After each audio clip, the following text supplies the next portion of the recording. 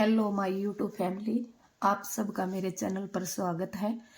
आज हम CET, Delhi police, Haryana police, जितनी भी परीक्षाएं होती हैं उन सब में व्याकरण से संबंधित जो क्वेश्चन पूछे जाते हैं आज हम उनके बारे में चर्चा करेंगे।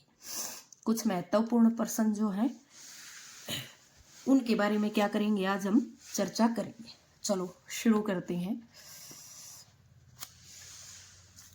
हिंदी भारत की खालिस्तान भाषा है। ठीक है, हिंदी भारत की खालिस्तान भाषा है।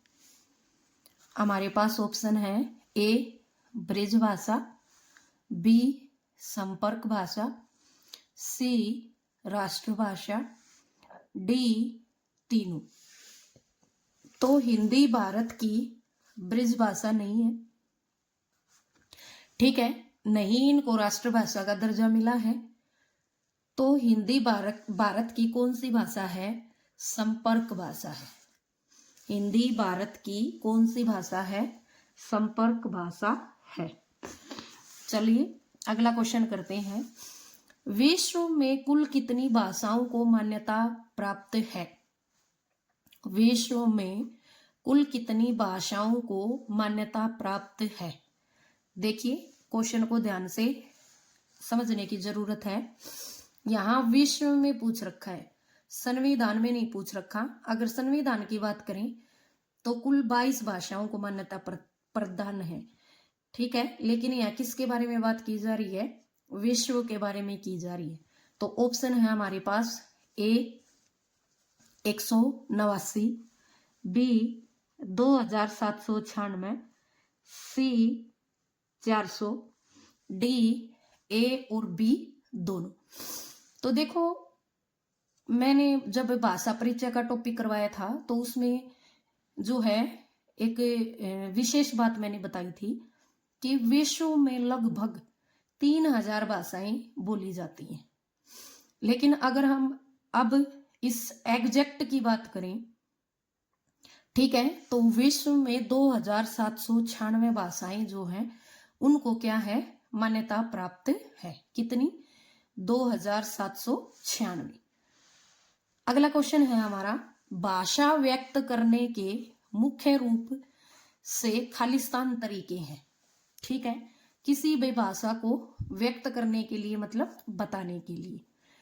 तो ऑप्शन यहाँ है 2, बी ऑप्शन है 4, सी ऑप्शन है 3, डी ऑप्शन है इनमें से कोई नहीं।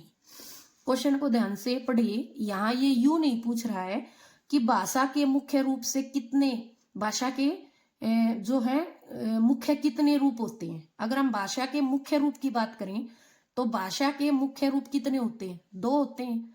कौन कौन से? नंबर 1 लिखित और नंबर 2 मौखिक। लेकिन यहाँ व्यक्त करने के तरीके पूछ रहा है कि कितने होते हैं। तो व्यक्त करने के तरीके कितने होते हैं? 3 होते हैं। 3 कैसे होते हैं?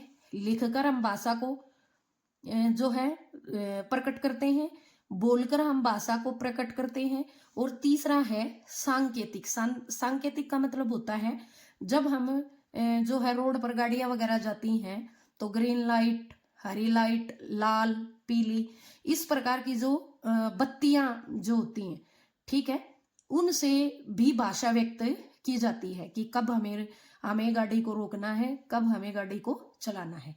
तो वो भी एक टाइप से क्या है? भाषा व्यक्त करने का एक तरीका है। तो भाषा व्यक्त करने के मुख्य कितने तरीके होते हैं? 3 तरीके होते हैं। कितने होते हैं? 3 तरीके होते हैं। अगला देखिए, विश्व में कुल कितनी लिपियां हैं? ऊपर क्या पूछा गया था? भाषाएं पूछी गई थी कि कितनी भाषाओं को मान्यता प्राप्त है, और यहां पूछा गया है कि विश्व में कुल कितनी लिपियां हैं। ठीक है, ऑप्शन है हमारे पास 400, बी ऑप्शन है 500, सी ऑप्शन है 1000 और डी ऑप्शन है अनगिनत। ठीक है, डी ऑप्शन क्या है हमारे पास? अनगिनत है। तो विश्व में जो कुल लिपियां हैं वो कितनी है? 400 है। ठीक है, टोटल कितनी लिपियां हैं? 400 लिपियां हैं। अगला देखिए, हिंदी खालिस्तान लिपि में लिखी जाती है। ये तो आपको पता ही होगा कि हिंदी खालिस्तान लिपि में लिखी जाती है। तो हिंदी की लिपि कौन सी है? देवनागरी है। तो किस में लिखी जाएगी? देवनागरी भाषा में लिखी जाएगी। ठीक है, जो दाएं से बाईं ओर लिखी जाती है। उसके बाद है शब्द खालिस्तान होते हैं। शब्द खालिस्तान होते हैं। ऑप्शन है हमारे पास ए एकार्थी, बी अनेकार्थी, सी द्व्यर्थी, डी निरर्थक। ठीक है, तो एकार्थी का मतलब होता है जो शब्द केवल एक ही अर्थ देता हो, तो शब्द एकार्थी तो होते नहीं है। ठीक है, द्व्यर्थी का मतलब होता है दो अर्थ, द्व्यर्थी कोई शब्द होते ही नहीं है। निरर्थक का मतलब होता है कि कोई अर्थ नहीं देता, तो निरर्थक ही है तो वो शब्द नहीं है फिर। तो ऑप्शन कौन सा बचा? बी। तो शब्द जो है वो क्या होते हैं? अनेकार्थी होते हैं। शब्द जो है वो क्या होते हैं? अनेकार्थी होते हैं। अगला है खालिस्तान भाषा से हमें अपमान मिलता है। ऐसी कौन सी भाषा है जिसको बोलने से हमें अपमान मिलता है, बदनामी मिलती है? ए समृद्ध भाषा को बोलेंगे तो अपमान मिलेगा नहीं। बी लोक भाषा, क्योंकि हम हरियाणा में रहते हैं तो हरियाणवी हमारी क्या है? लोक भाषा है, तो उसको बोलने से भी हमें अपमान नहीं मिलता। मान लो ग्रामीण गांव में रहने वाले लोग जो हैं वो हरियाणवी बोली का, गांव की बोली का ही प्रयोग करते हैं। तो सी ऑप्शन क्या है? फोड़। फोड़ का मतलब होती है बद्धी भाषा। तो किस भाषा को बोलने से हमें अपमान मिलता है? फोड़ भाषा का प्रयोग करने से हमें क्या मिलता है? अपमान मिलता है। अगला क्वेश्चन देखिए, बोली को खालिस्तान भी कहा जाता है। ठीक है, बोली का दूसरा नाम क्या है? बोली को खालिस्तान भी कहा जाता है। ए विभाषा, बी उपभाषा, सी उक्त दोनों, डी कुछ भी नहीं। ठीक है, तो बोली को और क्या क्या कहते हैं? बोली को हम विभाषा भी बोलते हैं और उपभाषा भी बोलते हैं। ठीक है, बोली का दूसरा नाम क्या है? विभाषा भी है और उपभाषा भी है। तो ऑप्शन हमारा क्या हो जाएगा? ऑप्शन हमारा जो सी है वो क्या हो जाएगा? सही ऑप्शन हो जाएगा। ऑप्शन। अगला क्वेश्चन है हमारा, भाषा खालिस्तान होती है। ठीक है, यहां पूछ रखा है भाषा खालिस्तान होती है। क्या होती है? भाषा परिवर्तनशील होती है, या भाषा क्या होती है? स्थायी होती है, या भाषा क्या होती है? निश्चित होती है, या भाषा क्या होती है? अपरिवर्तनशील होती है। भाषा क्या होती है? भाषा परिवर्तनशील होती है, स्थायी होती है, निश्चित होती है, या अपरिवर्तनशील होती है। तो भाषा क्या होती है? भाषा परिवर्तनशील होती है। क्या होती है भाषा? भाषा परिवर्तनशील होती है। समय के साथ जो है वो भाषा क्या हो जाती है?